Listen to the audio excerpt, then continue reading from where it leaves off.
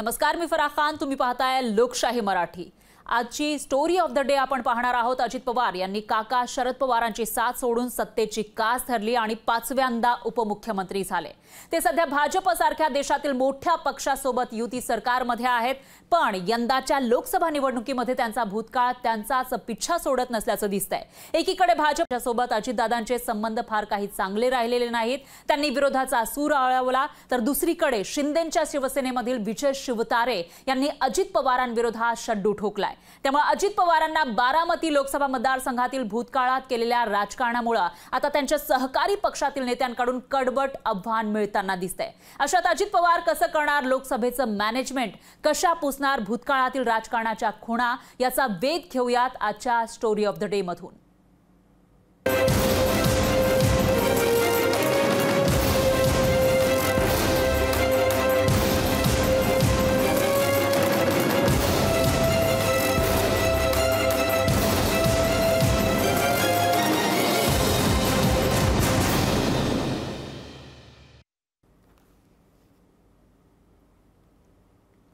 बारामतीच्या पवार घराण्यानं भूतकाळात केलेलं राजकारण आता अजितदादांसमोर उभं राहिलंय. अजित पवारांनी यापूर्वी पुणे जिल्ह्यातल्या ज्या नेत्यांना धोबी पछाड दिला होता ते सगळे अजित पवारांविरोधात एकवटलेत. महायुतीमधल्या सहकाऱ्यांनीच दंड थोपटल्यानं अजितदादांची चांगलीच कोंडी झाली आहे.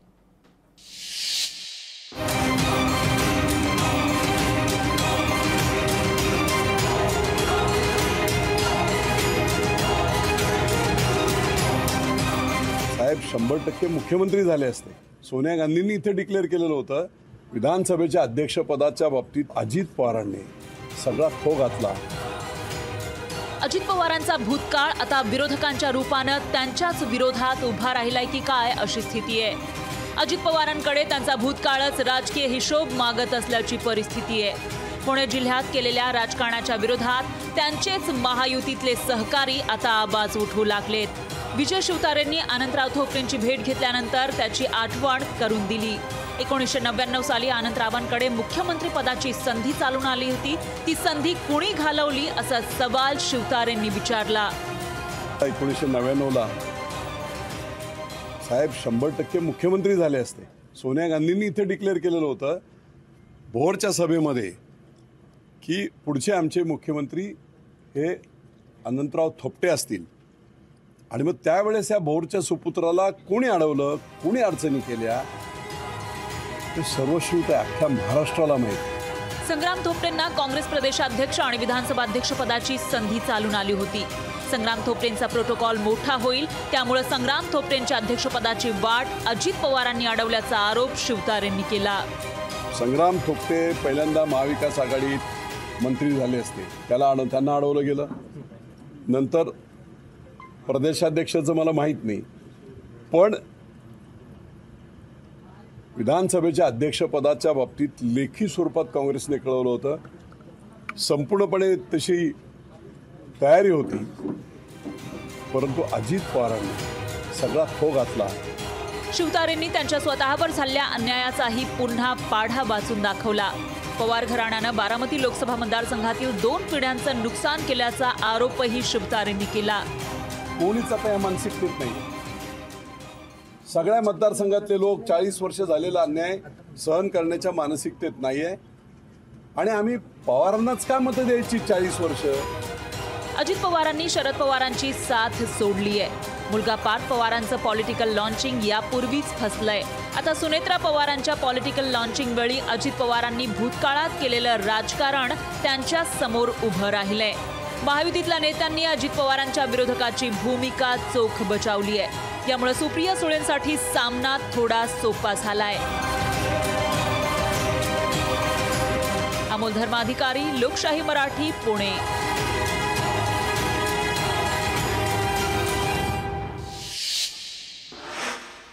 बारामतीमध्ये विजय शिवतारेंच्या बंडाचा झेंडा कायम आहे. काहीही झालं तरी अजित पवारांविरोधात लढणार आणि जिंकून येणार असं गणेश शिवतारे मानतायत. शिवतारेंची बंडखोरी महायुतीसाठी डोकेदुखी त्यामुळे सुरू झाली आहे.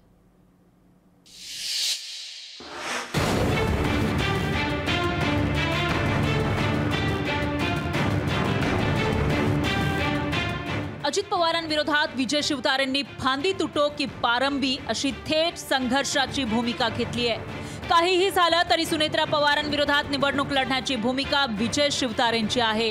बारामती लोकसभा मतदारसंघात पवारांविरोधात 5.5 लाख मतं आहेत।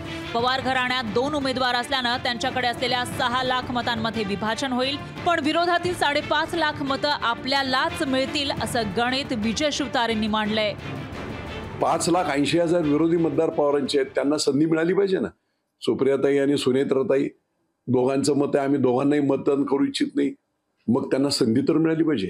आणि ती संधी मिळवून देण्यासाठी लोकशाहीचे एक गाभा जो आहे तो उद्धृत करण्यासाठी मी निश्चितपणे ही उमेदवारी ठेवणार। बारामतीच्या जनतेनं पवार घराण्यातच मतदान का करायचं असा सवालही ते उपस्थित करतायत। बारामतीमध्ये जाचक राजकारण आणि तावरेंसारख्या कर्तबगार घराण्यावर अन्याय झाल्याचा आरोप शिवतारेंनी केलाय। आम्ही पवारांनाच का मतं द्यायची 40 वर्ष? बारामतीत सुद्धा तावरे आहेत, जाचक आहेत, का दुसरं कोण नाही काय बारामतीमध्ये? मी स्वतः पवार साहेब, नाहीतर पुतण्या, नाहीतर मग मुलगी, नाहीतर आता अजितदादांची सौभाग्यवती। विजय शिवतारे महायुतीचं वातावरण खराब करत असल्याचा आरोप राष्ट्रवादीनं केलाय। शिवतारेंचा विरोध कायम राहिल्यास शिवसेना जिथं उमेदवार उभा करेल तिथं राष्ट्रवादी विरोधाची भूमिका घेईल असा इशारा राष्ट्रवादीनं दिलाय।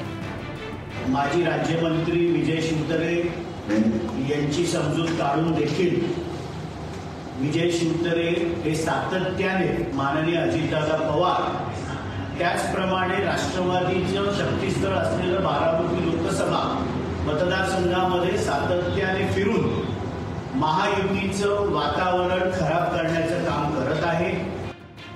विजय शिवतारेंच्या भूमिकेत परिवर्तन होईल असा दावा शिवसेनेनं केलाय।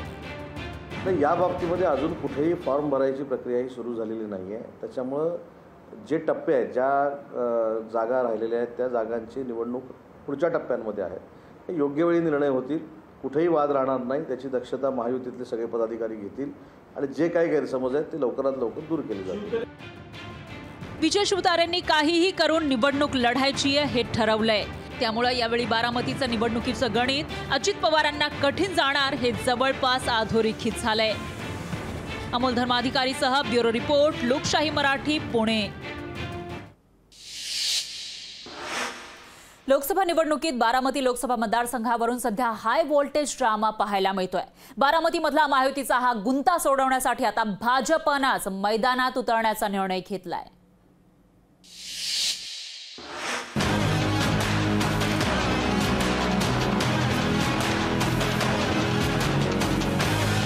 एकीकडे बारामती लोकसभेत चौरंगी लढत होईल की काय अशी शक्यता असताना अजितदादांचे जुने विरोधक ऍक्टिव्ह झाले आहेत। शिवसेनेच्या विजय शिवतारे यांनी बारामतीतून पवार नावाच्या उमेदवारालाच विरोध करत दंड थोपटले आहेत, तर दुसरीकडे इंदापूरच्या हर्षवर्धन पाटील यांनी बारामतीच्या जागेवरून सुनेत्रा पवार यांना पाठिंबा देण्याकरता विरोध कायम ठेवत महायुतीला युतीच्या धर्माची आठवण करून दिली आहे।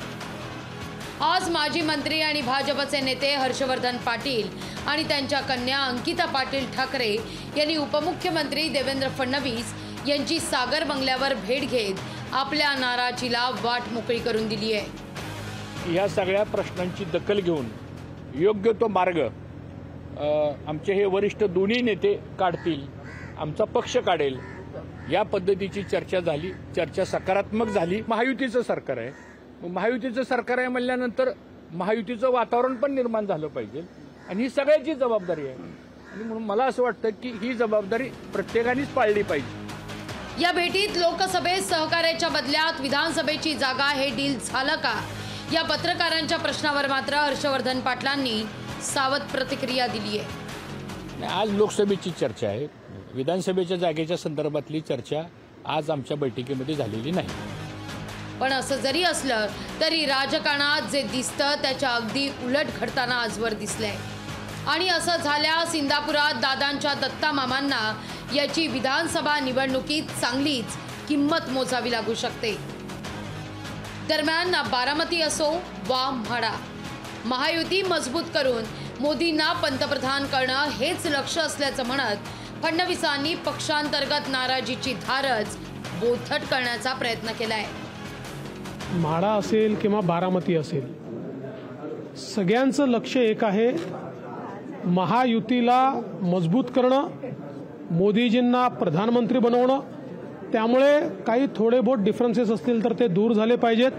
मी एवढंच म्हणेन, ज्या बैठका माझ्या झाल्या आहेत त्या सगळ्या अतिशय सकारात्मक झालेल्या आहेत. आता बारामतीची ही खडतर वाट मोकळी करण्याकरता महायुतीकडून रोड मॅप तयार केला जातोय. पण मुख्यमंत्र्यांची 2दा भेट घेतलेले विजय शिवतारे आपल्या भूमिकेपासून हटण्यास काही तयार नाहीयेत.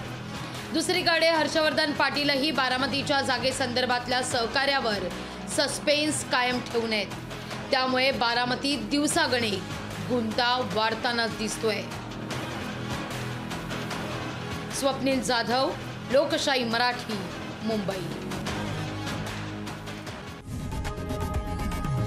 लोकशाही मराठी ऐका, पहा, जागरूक रहा.